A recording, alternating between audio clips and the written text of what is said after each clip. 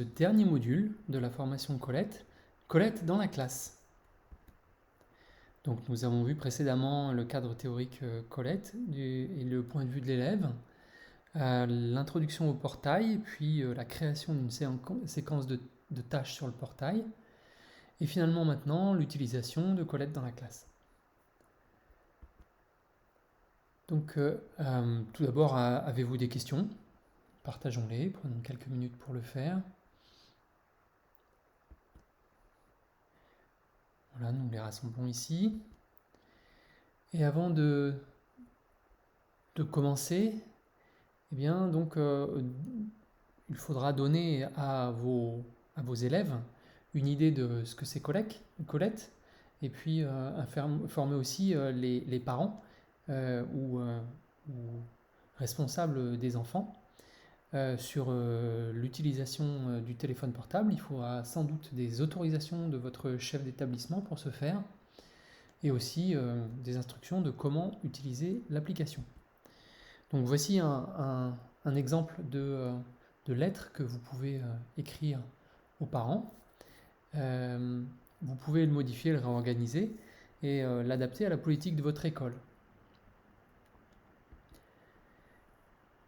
Donc voici une leçon d'exemple que vous pourriez utiliser pour intégrer Colette et la pensée computationnelle dans la classe. Donc comme dans notre introduction au module 1, les élèves pourront faire comme vous, c'est-à-dire résoudre une activité de brise-glace que vous pourrez choisir parmi les 3 que nous vous avions proposés. Ensuite, télécharger l'application, l'installer sur leur smartphone ou leur tablette, en particulier si vous avez des tablettes dans la classe. Puis après la procédure d'installation et d'essai, les élèves pourront échanger leurs idées, leurs réflexions. Et puis les tâches Colette pourront commencer, par exemple avec Draw a Bot, qui permet de faire des dessins. Il faut donner aux élèves le temps de réfléchir et de discuter. Donc voici un exemple d'activité brise-glace qui est quand même motivante avec l'utilisation de la réalité augmentée.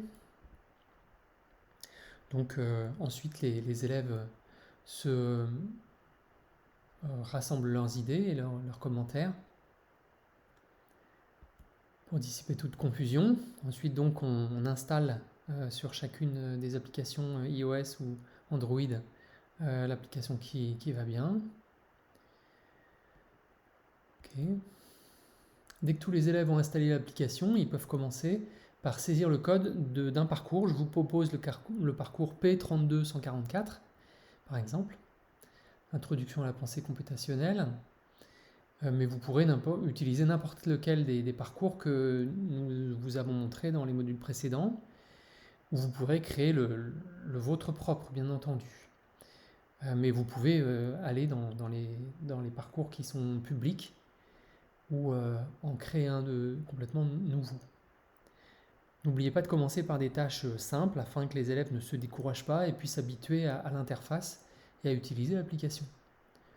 Lorsque vous remarquez que des étudiants qui saisissent rapidement les concepts de base vont un peu trop vite, vous pouvez les motiver à aider les autres ou à les dépanner en leur donnant les solutions, enfin en les aidant à trouver les solutions. Lorsque vous terminez une tâche, vous pouvez visualiser le résultat sur votre code, de votre code en 3D avec l'application et le marqueur. Vous cliquez sur afficher, survoler le marqueur et vous voyez sur cette diapositive sur le côté gauche. Bien sûr, il faudra leur en fournir quelques-unes en version imprimée, c'est beaucoup plus simple, afin de pouvoir les utiliser la fonction de réalité augmentée de l'application mobile. En visualisant la solution, en pouvant tourner autour, eh bien, les élèves interagissent de manière naturelle avec la production de leur code. Ils peuvent ainsi immédiatement vérifier et comparer avec l'élément qui était souligné à l'intérieur de l'appli, sous forme transparente. Ce qui est sous forme transparente, c'est la tâche à accomplir. Voici quelques captures d'écran de la version actuelle de l'application. Donc vous avez le bouton plus en haut à droite, c'est par là que vous ajoutez un chemin par code. Là ici, je vous ai donné le code P32144. Ensuite, vous démarrez le parcours et, et vous pouvez, à l'intérieur de ce parcours, résoudre les tâches une à une. Donc ici, par exemple, la solution du,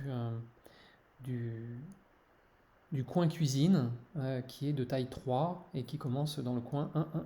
Voilà.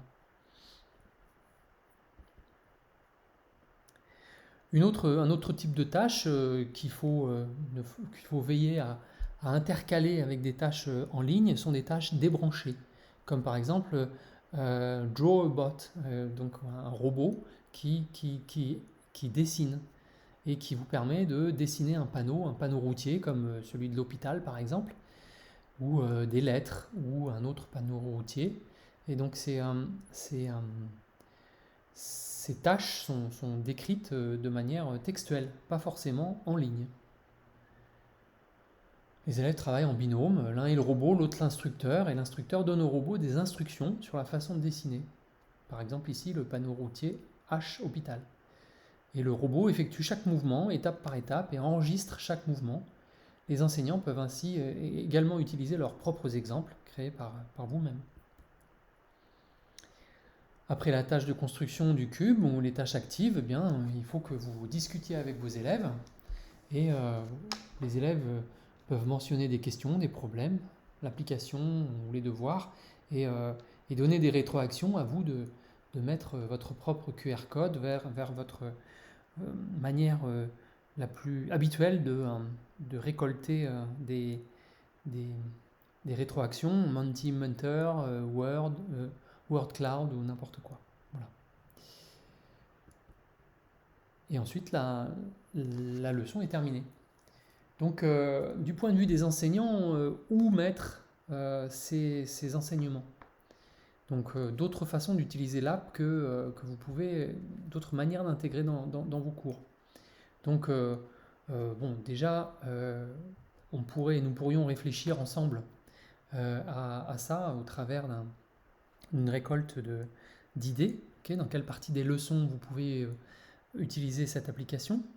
Bien entendu, elle peut vous aider à enseigner avec les dernières technologies dans le cadre du cursus habituel, SNT, NSI au lycée par exemple, ou une introduction à Scratch au collège.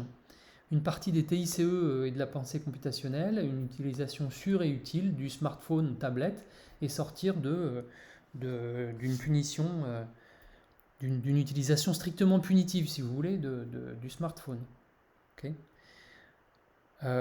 Aussi, pour les nouvelles leçons, les frais de préparation sont assez réduits, il n'y a pas beaucoup de photocopies à faire, etc.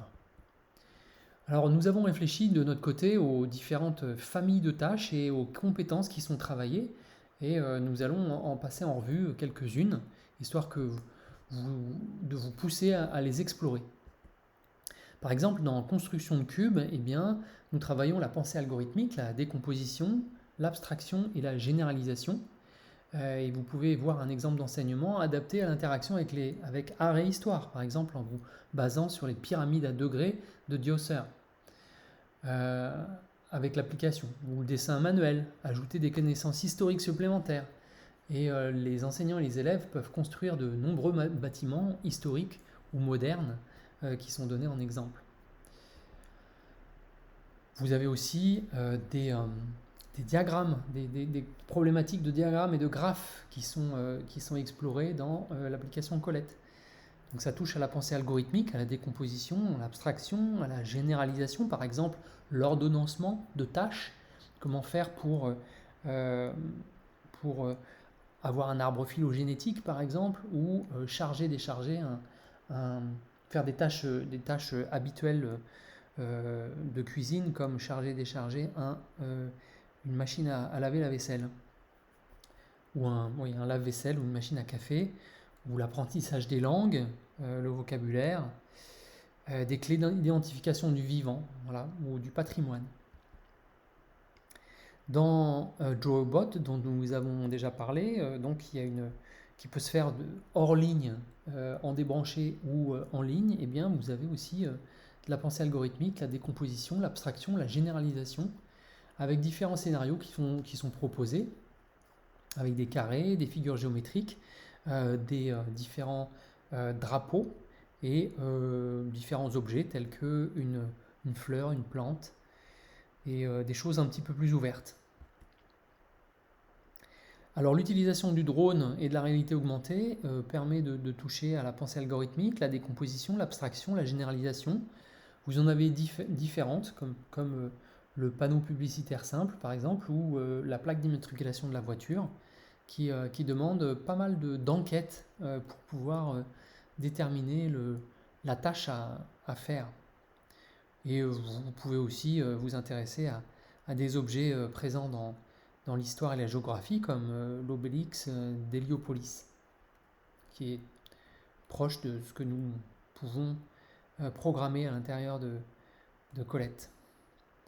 Voilà, un petit peu de place pour des retours et commentaires de votre part, si vous avez des questions, des mots-clés. Voilà. Nous espérons que vous avez apprécié ces différents éléments de formation autour de la pensée computationnelle et de l'utilisation du projet Colette et de son application. Au revoir.